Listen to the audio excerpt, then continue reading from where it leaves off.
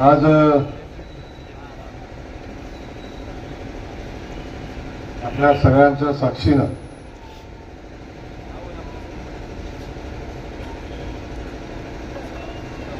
सांगोला नगरपालिकेच्या निवडणुकीच्या भारतीय जनता पक्ष,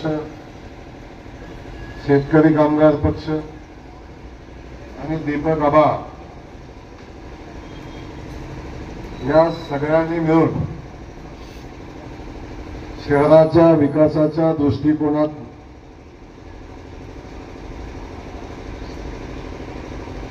एक आघाडी नगरपालिकेच्या निवडणुकीमध्ये केली. त्या आघाडीच्या प्रचाराचा शुभारंभ आज आपल्या सगळ्यांच्या साक्षीनं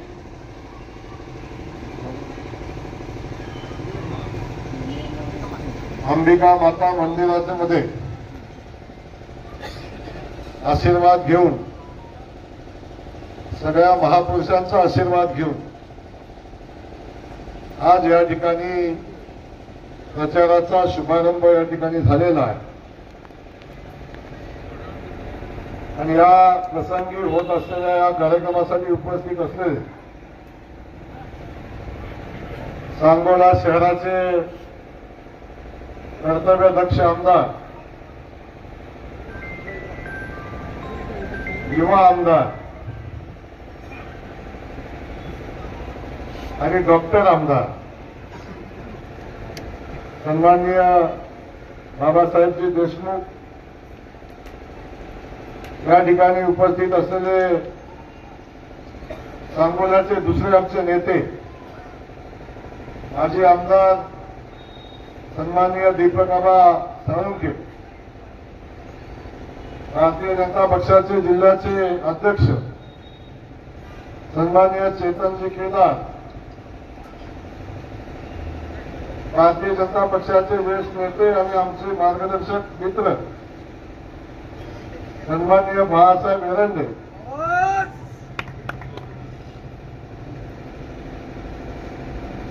त्यासोबत स्टेजवर अनेक सन्माननीय उपस्थित आहेत. आमच्या ताई उपस्थित आहेत, इतर ज्येष्ठ नेते उपस्थित आहेत. सचिव पासून सगळेच, एकाचं नाव घेतलं एकाचं राहिलं असं नको. पण आपण ज्यांच्यासाठी, ज्यांच्या निवडणुकीसाठी आपण सगळेजण या ठिकाणी जमलेलो आहोत आणि ज्या चेहऱ्याला या सांगोला शहरातल्या सगळ्या समाजाची सर्व मान्यता आहे,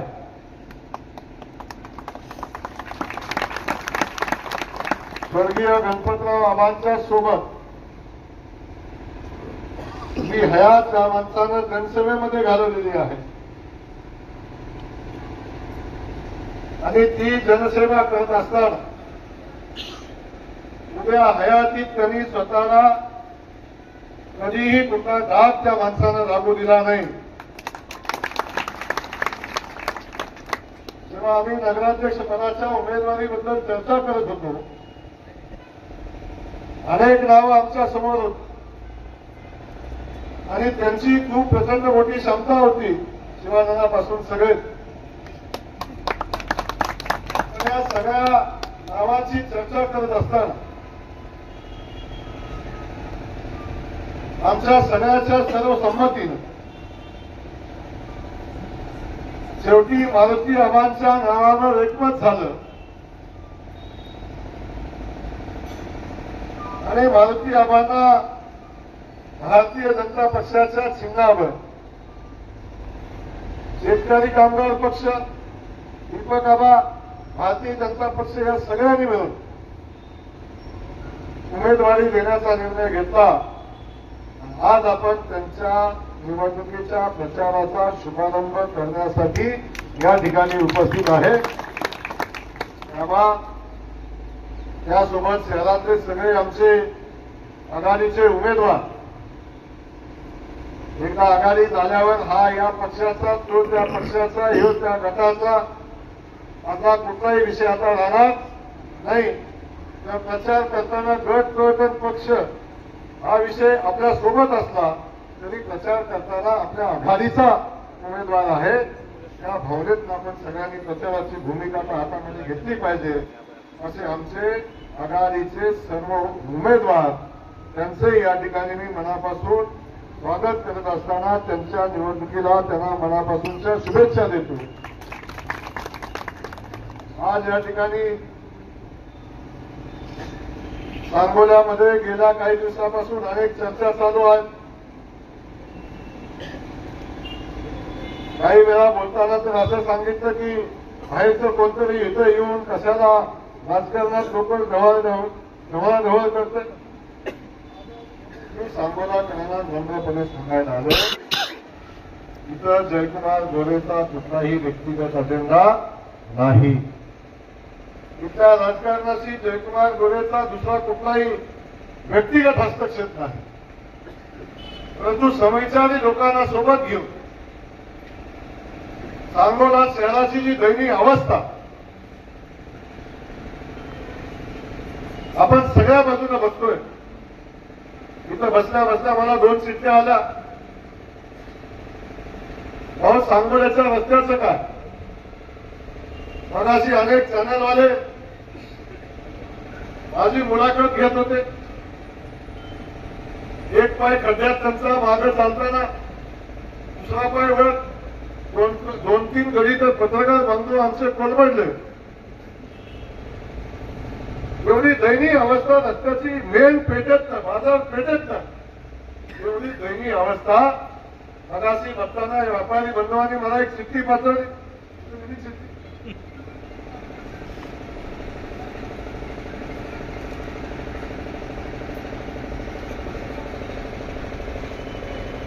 सांगोला शहरातला प्रत्येक रस्ता खराब आहे. शहरातील प्रत्येक रस्त्याची दुरुस्त करण्यासाठी आणि सांगोल्यातल्या पेटरची धूळ बंद करण्यासाठी काहीतरी करा. चिठ्ठी आहे, वाचायची असते तर वाचा, शहाजी बापूंना पाठवा.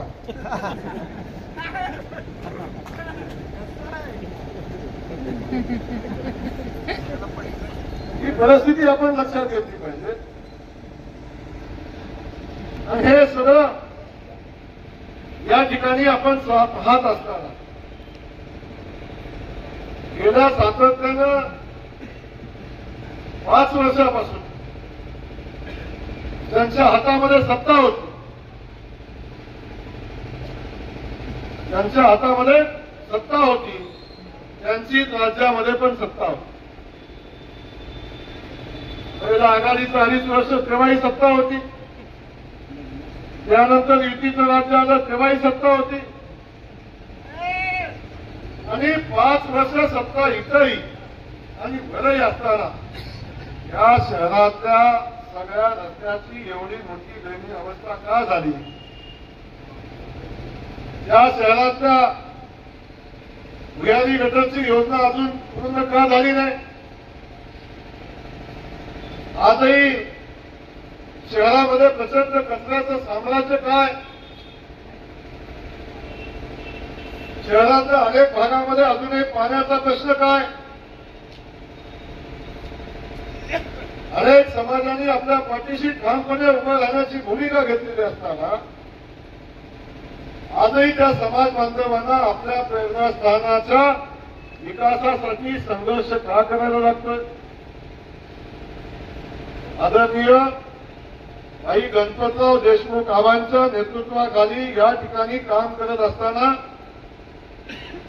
या मतदारसंघाला एक संस्कृती आहे. ती संस्कृती आदरणीय आबांनी घालून दिलेली आहे. पक्ष पार्टीच्या पलीकडे जाऊन आम्ही आणि महाराष्ट्रानं सातत्यानं त्याचं कौतुक केलेलं आहे. या ठिकाणी अनेकांनी प्रश्न उपस्थित केले की आबांचे नातू बाबासाहेब देशमुखांनी भारतीय जनता पक्षासोबत येण्याचा का निर्णय घेतला. याच्या संदर्भातही भूमिका मांडली. त्यांनी स्वतःची भूमिका इथं मांडली. बाबासाहेबांच्या सोबत अनेक आमच्या चर्चा होतात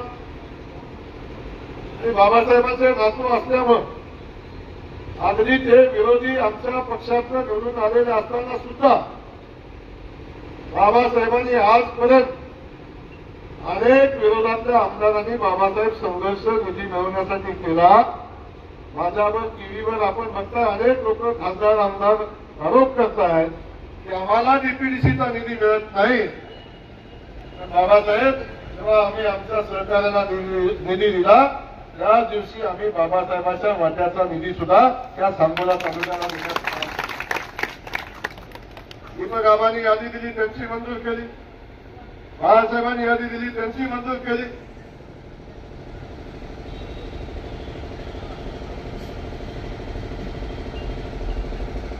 आमच्या अध्यक्षांनी यादी दिली त्याची मंजूर केली. आमच्या सचिन दादानं काय कामं सुचवली ती मंजूर केली. तर सांगोला शहरानं जे जे मागितलं इथल्या नेतृत्वाने जे जे मागितलं ते सगळं द्यायचा आम्ही प्रयत्न केला.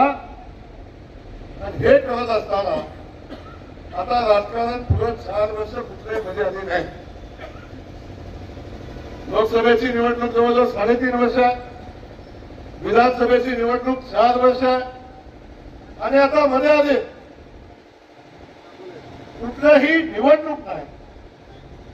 जेव्हा ही निवडणूक लागलेली आहे तेव्हा या निवडणुकीचा वापर तर या निवडणुकीच्या माध्यमातून कुणीतरी स्वतःची राजकीय व्यवस्था करण्याचा प्रयत्न या सांगोल्यामध्ये लोकांना भावनिक करून करण्याचा प्रयत्न चालवलेला आपण सगळे सातत्यानं बघतोय. आता आमचा निवडणुकीत पराभव झाला. आता मी काय करायचं किमान नगरपालिका तरी माझ्या ताब्यात असली पाहिजे असं काही लोकांना वाटतं. एक मी आपल्याला सांगतो कुठलीही सत्ता ही कुणाची तरी व्यवस्था करायची म्हणून असू शकत नाही. कुणाचं तरी दुकान चालवण्यासाठी असू शकत नाही.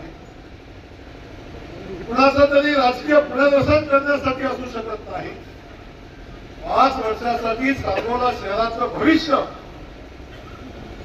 आपण ज्या लोकांच्या हाती देणार आहोत त्याचा हेतू स्वच्छ आहे का, त्याची भूमिका स्वच्छ आहे का, आणि अगदी सत्तेत आला तरी शहराची अपेक्षा पूर्ण करण्यासाठी जे सगळं लागेल ते उभे करण्याची क्षमता आहे का, आणि क्षमता असली तरी सुद्धा ते करायची भावना आहे का, आणि भावना असली तरी कामापेक्षा याच्यात जास्त भावना असून चालणार कसं, ही भावना क्लिअर असली पाहिजे ना. अनेक या सांगोला तालुक्यातले किस्से माझ्याकडे आहेत.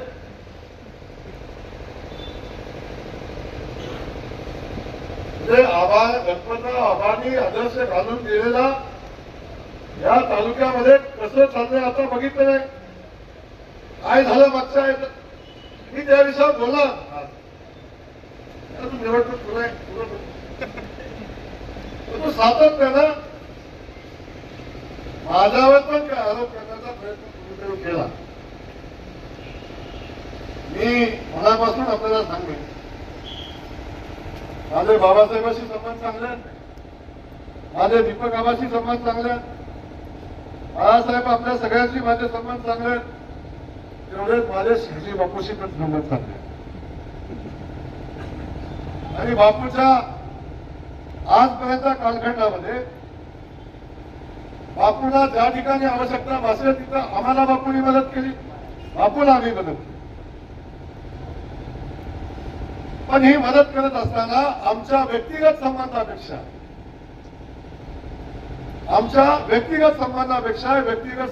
हितापेक्षा सांगोला तालुक्याचं, सांगोल्याच्या जनतेचं, सांगोला शहरातल्या जी हित हे आमच्या दृष्टीने सगळ्यात महत्वाचं आहे. म्हणून आम्ही हा निर्णय घेतला. कोणतरी म्हणलं आम्हाला एकटं पाडलं. माझा आरोप तुमच्या माध्यमातून वापरून तुम्हीच आम्हाला एकटं का पाडलं.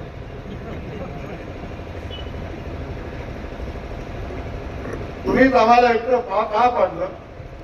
बापूंचं म्हणणं असं होतं की भारतीय जनता पक्षाचं हित काय आहे.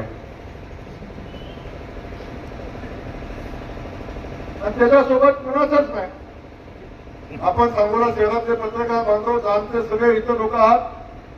मला सांगा, सांगोला शहरातला नगराध्यक्ष पदाचा सगळ्यात पहिला उमेदवार कुणी जाहीर केला? कुणी जाहीर केला? बापूंनी. हा. मग जर त्यांना आमच्या सोबत युती करायची होती, आघाडी करायची होती, आमच्या सोबत यायचं होतं, लगीन जमून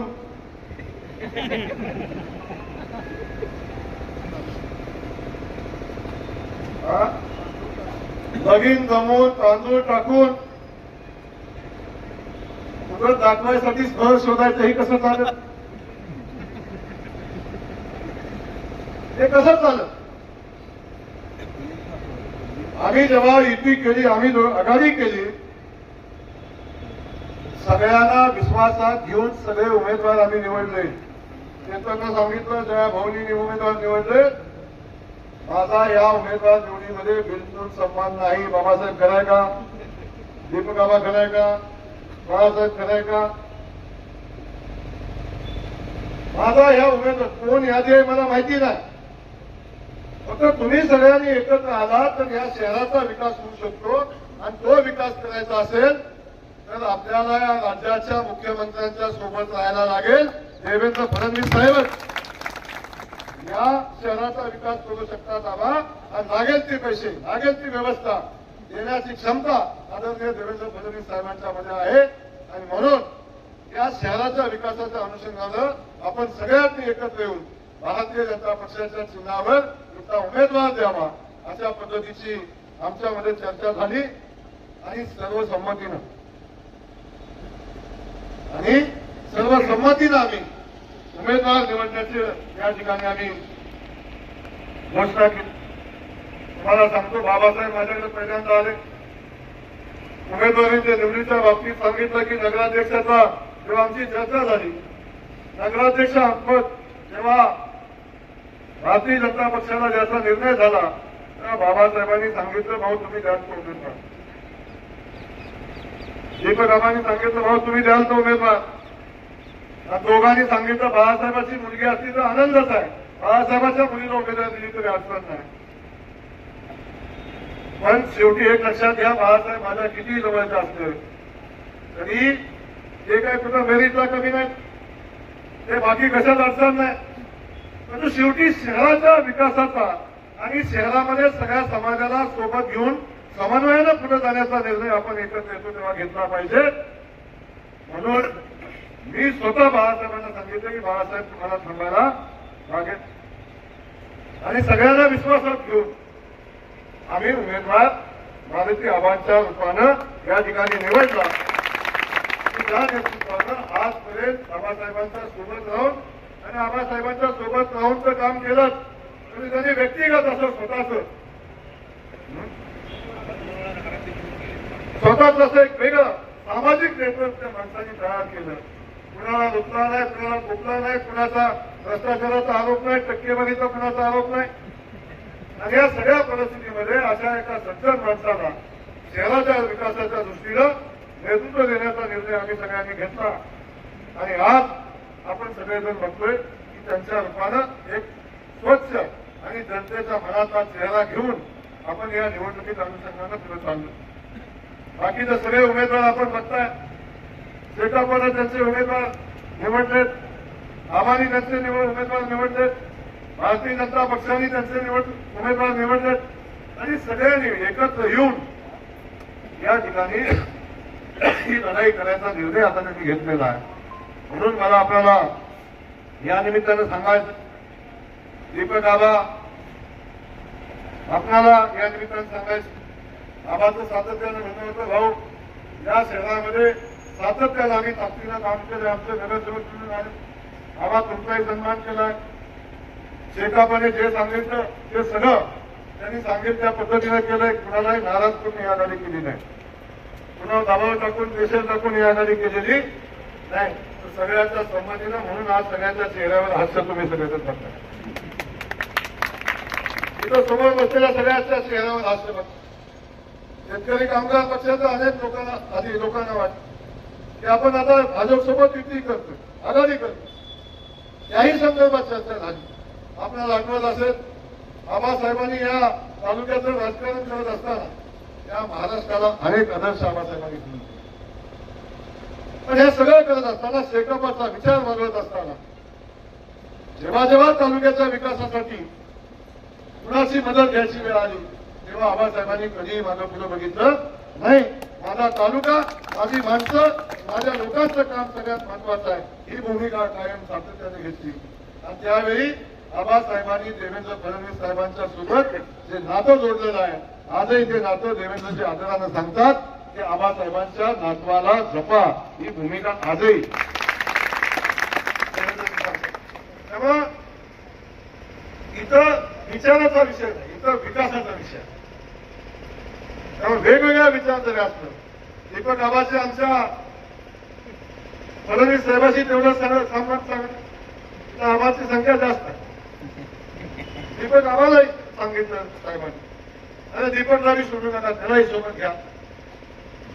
आता म्हणतो सगळ्यांना सोबत घ्यायचं, आपण काय घ्यायचं, येईल ती द्या घ्या.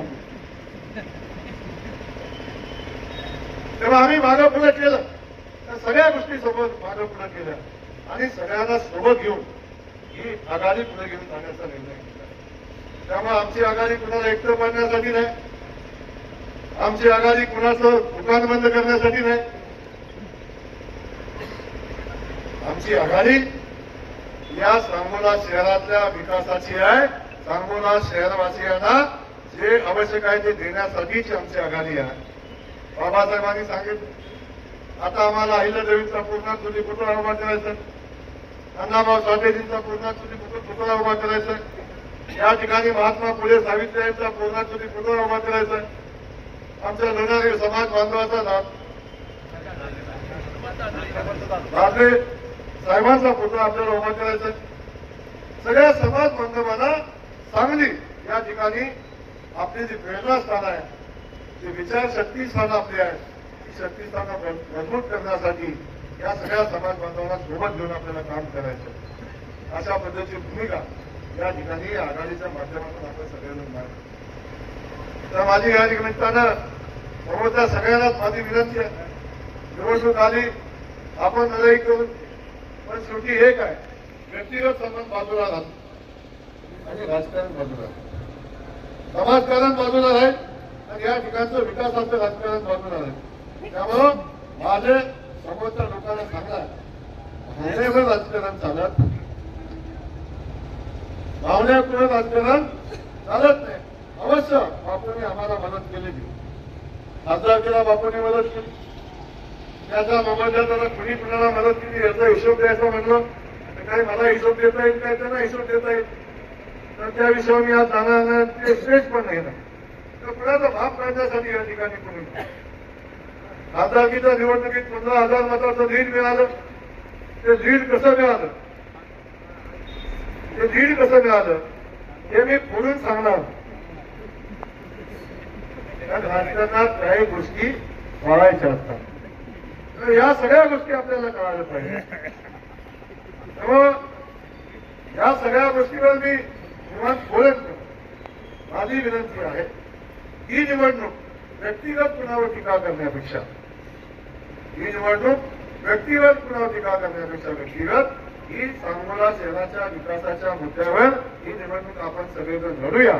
हे मात्र मी माझ्या विरोधकांना, आपल्या सगळ्या विरोधकांना, निवडणुकीचे विरोधक, माझे व्यक्तिगत विरोधक नाही, आपण या ठिकाणी मी सांगेन. तर बाकी सगळ्या गोष्टी आपण विचार करतो. बसवेश्वरांचा पुतळा सुट्टी आली, तर मी बसवेश्वर यांचं स्मारक सांगोला शहरामध्ये जवळजवळ 250 कोटी रुपयाचं बसवेश्वरांचं स्मारक आपण बांधतोय कुठं, मंगळवेढा शहरामध्ये. याही ठिकाणी आपण बसवेश्वराचा मोजाचुली पुतळा किंवा पुतळा आपण या ठिकाणी उभा करण्याचा त्यांची मागणी त्यालाही न्यायालयाची भूमिका आपण घेऊ. या सगळ्या महापुरुषांना न्याय कोण देऊ शकतो, देवाभाऊ देऊ शकतात, भारतीय जनता पक्ष देऊ शकतो, आणि ही आपल्या सगळ्यांना हे सगळं माहिती आहे. त्यामुळे आपल्याला या निमित्तानं एवढंच सांगणार, आता आपल्या समोर स्वच्छ, जुना, शांत, विचाराने चालणारा, वैचारिक क्षमता असणारा असा एक उमेदवार आपल्याला नगराध्यक्ष म्हणून आपण दिलेला आहे. एका बाजूला हा उमेदवार आणि दुसऱ्या बाजूला 5 वर्षात केलेला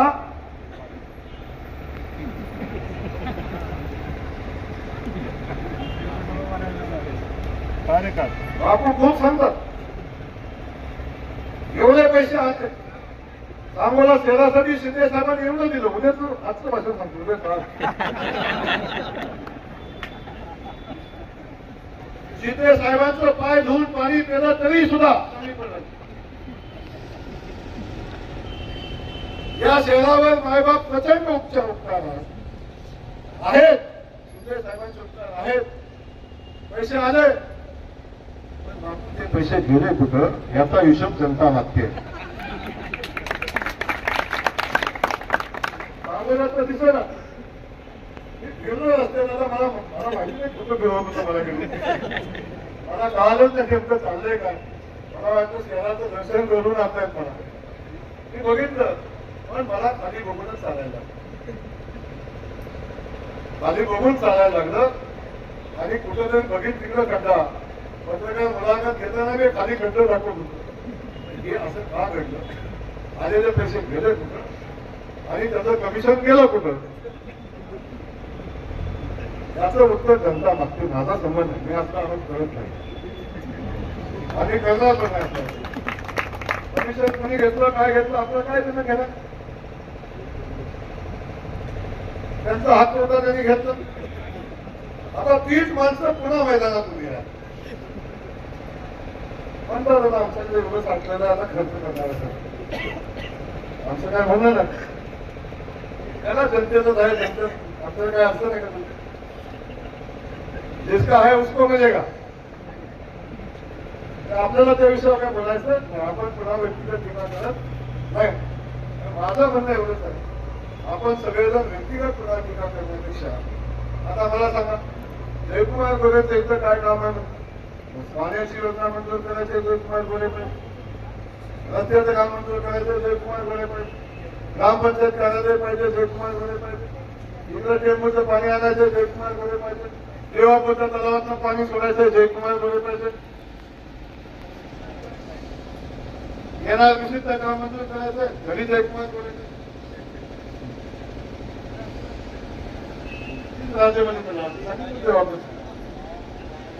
सगळ्या ठिकाणी जयकुमार गोरे पाहिजे.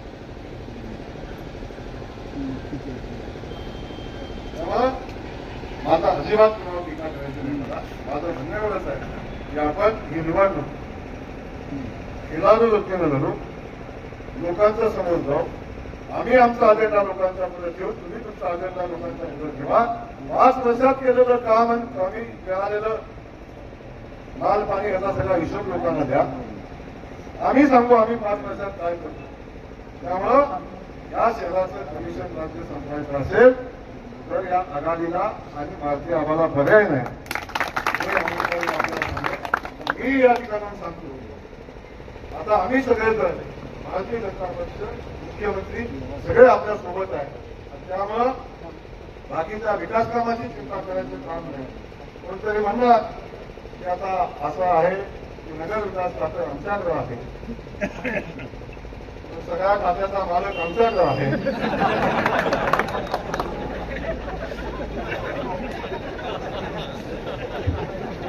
त्यामुळं इथेही काही अडचण नाही. आणि आमचा आघाडीचा युतीचा धर्म आहे. ज्याच्या ताब्यात नगरपालिका त्या नगरपालिकेला त्या त्या पक्षाने पैसे द्यायचे. तुम्ही बाकीचा काही अडचणीचा विषय नाही.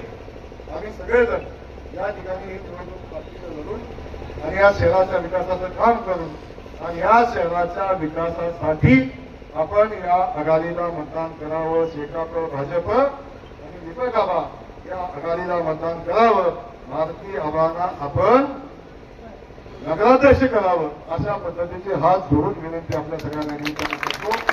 आपण सगळेजण आता सगळे खालचे उमेदवार आहेत. आता बसू नका. फक्त शेतकरी कामगार पक्षाचा कामगार अडकवायचा नाही. भाजपचा अडकवायचा. भाजप शेकापचा अडकवायचा. आता 2 तारखेपर्यंत लाजायचं नाही, बिजायचं नाही, काय नाही. आता दोन्ही आपण या निवडणुकीत आपण विकत जाऊ. ह्या सगळ्या गोष्टी आपण सोबत घेऊन